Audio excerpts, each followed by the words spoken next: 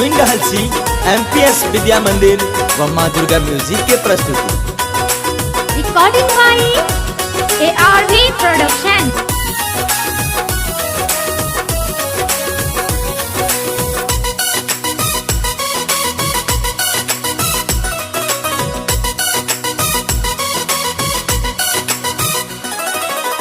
झूमै छै निमिया पतैया देखू मैया एलखिन ना। झूमै छै निमिया पतैया देखू मैया एलखिन ना। मैया एलखिन ना, हाँ हाँ मैया एलखिन ना। मैया एलखिन ना, देखू मैया एलखिन ना।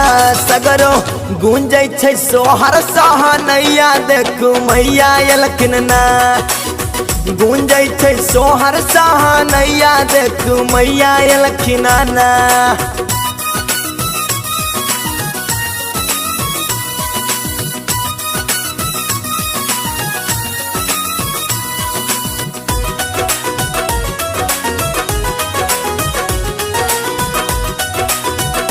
अपने सुन रहल छी सिंगर रतीश राजा के। सजल छै डोली बाघ बनल कहार छै। संग में देखू बजरंग बाला से हो ठार छै।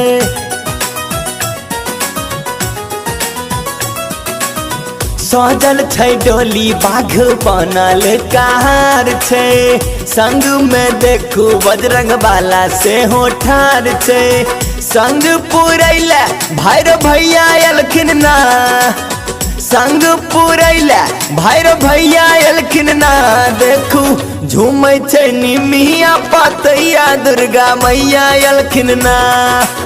झूमै छै निमिया पतैया देवी मैया एलखिन ना।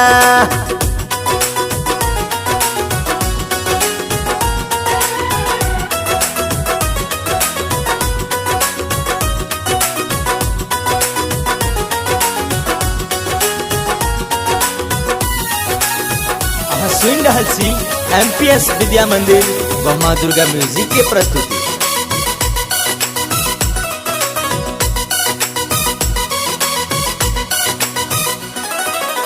सुंदर सोहाबन लागै माँ के दरबारियो। माँ के कृपा से बसल पूरा संसारियो। हाँ हाँ हाँ सुंदर सोहाबन लागै माँ के दरबारियो। माँ के कृपा से बसल सारा संसारियो। दुख हरैले देवी मैया एलखिन ना। दुख हरैले देवी मैया एलखिन ना। देखू झूमै छै निमिया पतैया दुर्गा मैया एलखिन ना। झूमै छै निमिया पतैया देवी मैया एलखिन ना।